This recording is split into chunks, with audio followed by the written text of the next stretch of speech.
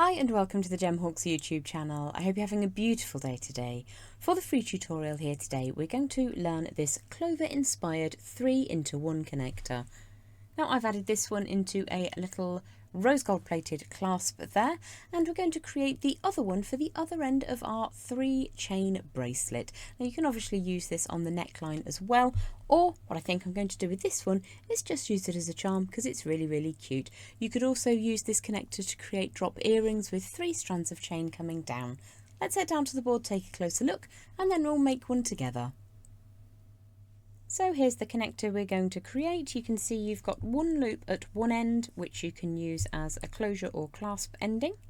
And then on the other side, you've got 3 attachment points. Now I've just grabbed 3 random lengths of chain from my stash. You would need one to be a little bit shorter than the other 2 for this to work, if indeed you're concerned that they are all exactly the same length on the finished bracelet. I'm actually not going to worry about that today because I'm being thrifty and these are just 3 bits of chain that I have available. In terms of wire, I have 1mm or 18 gauge wire, and this is a 7-inch length. For the tool today, we're going to use my beaded memory wire finishing pliers. Now you can use a simple round nose plier, or you could use your bailing pliers, your bail maker pliers, whichever is easiest for you. The first thing I will do is just make sure that that wire is nice and warmed through, so that it's soft and ready to go. The example piece I have here is made with an antique bronze colour copper wire, and it's been in cold storage. It's a little bit naughty. So I'm working now with some raw copper, which has lovely fluidity. I'm going to commence the project about 1.5 inches from one end, and I'm going to use the larger side of those memory wire finishing pliers, purely because it's easier to see what's happening on screen if I do so. So I'm going to start by rotating that wire around until I have a pear drop effect just sitting down there about 1.5 inches from one end. Now if you look carefully, you'll see that the piece of wire which is the longer side is sitting over the top of the shorter wire. It's important to note that as we make our next little swoop of wire, what we're going to do is bring the next set of wire round underneath. The reason I'm drawing your attention to that is because I want these 2 wires, when I finish bending them, to sit side by side.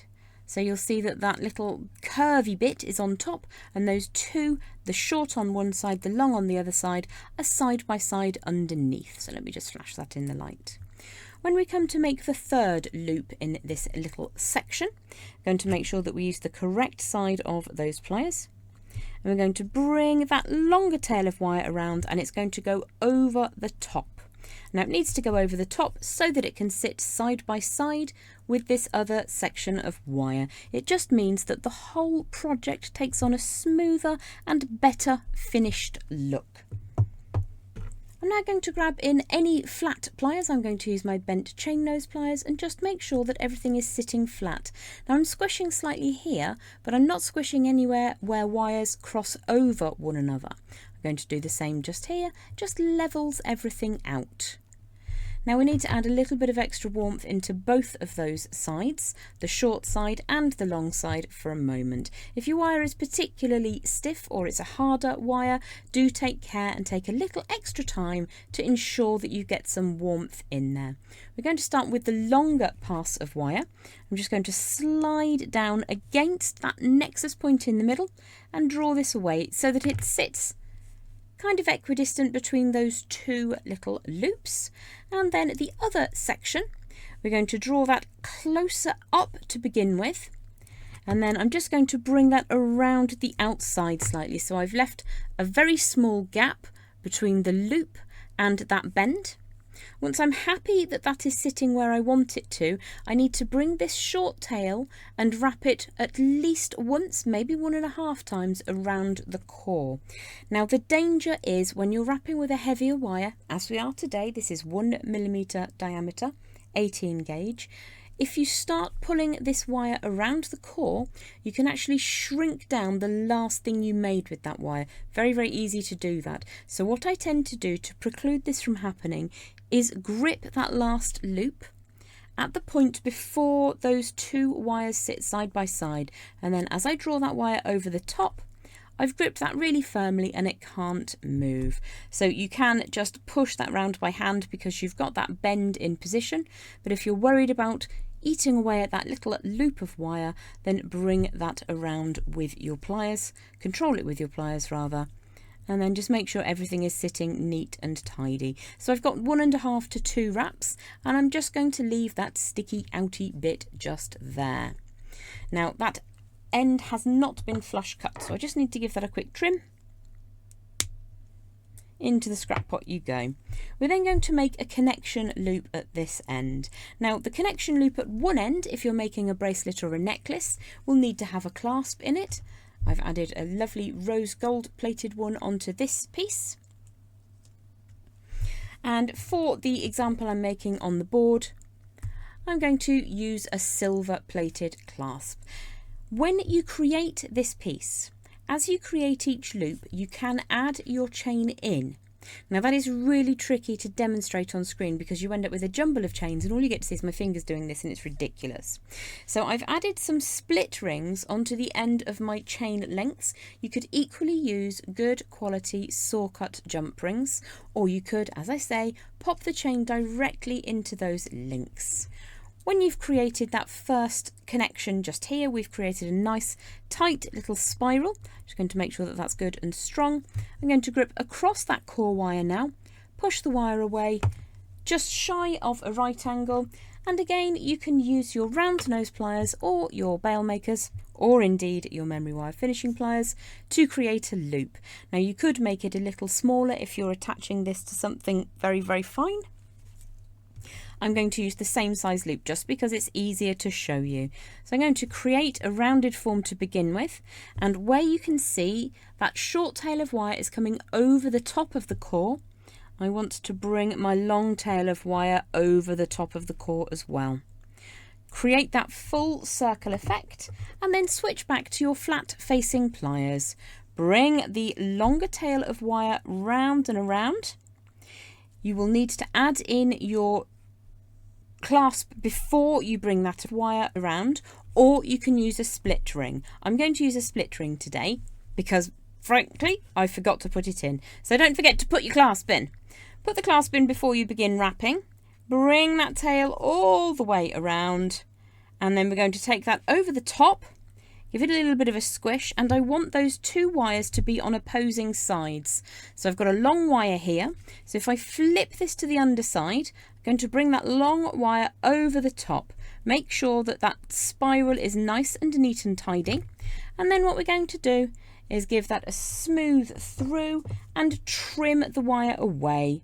Now you can, if you prefer, trim these two wires neatly so that the end meets the end on the side here, as I've shown you in previous videos, or you can add a further spiral to your design if you prefer. So let's just open this out slightly, and I'm going to use the smallest part of my round nose pliers to begin creating that spiral form all the way around, and then continue until that sits up and over that core section. So keep rotating that wire until it sits. You'll see that that's away at a jaunty angle. So if I give that a squish, it sits down flush. I would repeat exactly the same thing on the other side, and then you'll have this double-faced 3-into-1 connector.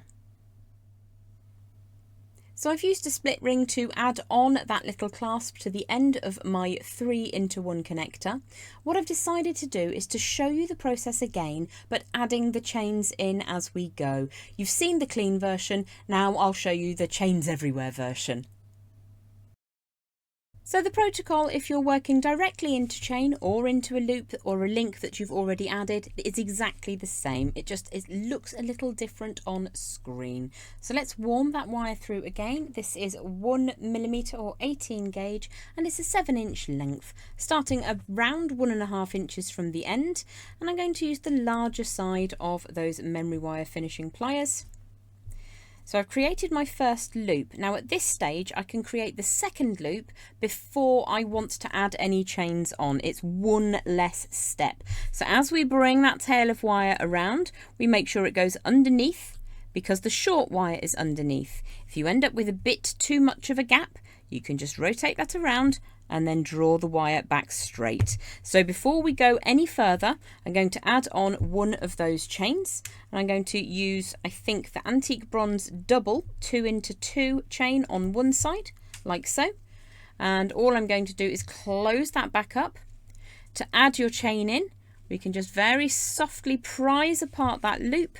Let's put the silver link one in the middle. Allow that to sit down into position. Now, because these are split rings, you could add them on afterwards, but there is always the chance that they might slightly scratch as they're going on. So I'm going to add them into the design right now. So our two wires are underneath the crossover section. We're going to use the larger side again of those memory wire finishing pliers, and it means that we now need to bring that wire round on top to match the crossy ovary bit just there. So that all sits together neatly. Before you go any further, you can just open that out slightly. You can see we've made a gap like so. I'm guaranteeing all of these beads will fall off as I'm doing this. Let's add that link into position, and again you could go directly into the end of the chain. One of the reasons I've added these split rings on is so it's easier for me to see when my face isn't right up against the item. My eyes are not quite what they once were, so I'm just going to make sure that all sits neatly. So we've added our chain in. As you can see, that central chain should be shorter. So what I do before I take the next step is I'll probably remove a link and move that split ring along one, so that when the connector sits at the other end, those chains will be a little bit closer together in length. So if you remember, we needed to warm that wire through. It's going to look very, very similar because I'm holding those chains out of the way. We've got one coming up and away, and then the other one, we just want it to come ever so slightly closer up to the middle and then kink out just gently.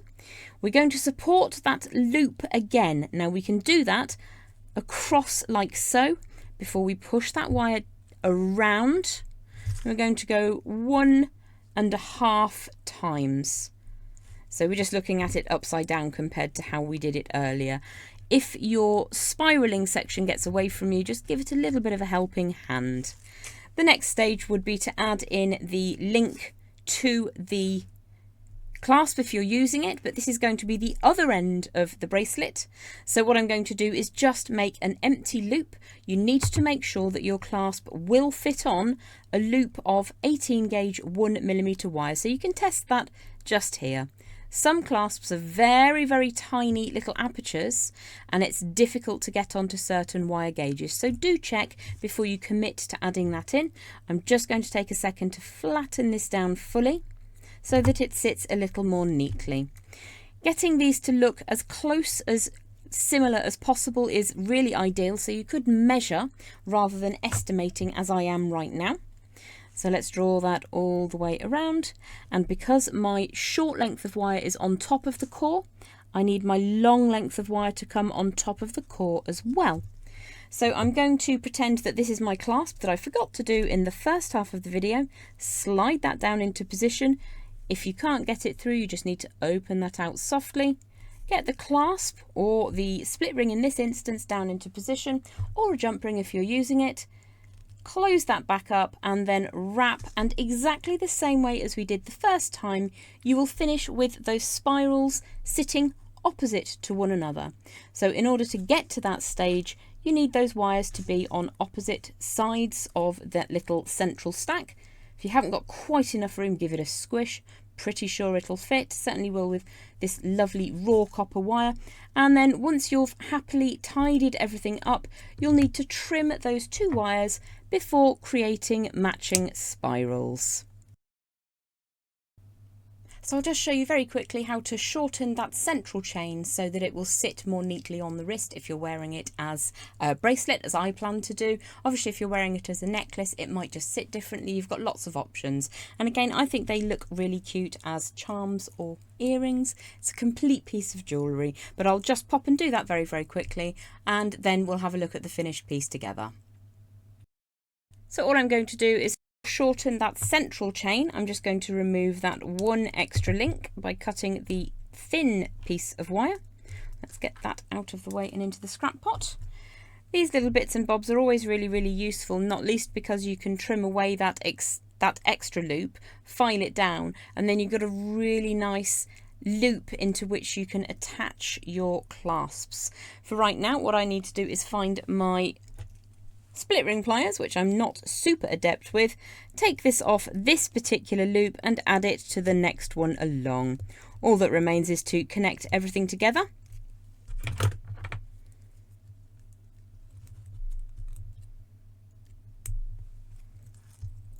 So I'll connect that split ring onto here, and you can just double check before you commit by laying everything out. So let's just make sure everything sits down flat. And you can see that that central chain is a little shorter, so that when you add in the matching 3-into-1 connector, those 3 chains will be a little bit closer together in terms of length. I'll rethread my little gemstone beads onto one of those, and I might even add this on as a charm to the other. I will take a photograph of that on the outro screen for you. So here is the finished component part. You can see you've got those 3 different strands all coming away. You don't have to put gemstone beads, you don't have to put charms on there, but it is a really lovely way of using up leftover bits of chain that aren't quite long enough to do anything too exciting by themselves. I'll pop a photograph on the outro screen. Do please consider dropping a subscription on the channel, as it really does help us be seen by the YouTube algorithm. Thanks so much for hanging out today. I'll see you again soon. My name is Gem Hawks. Bye for now.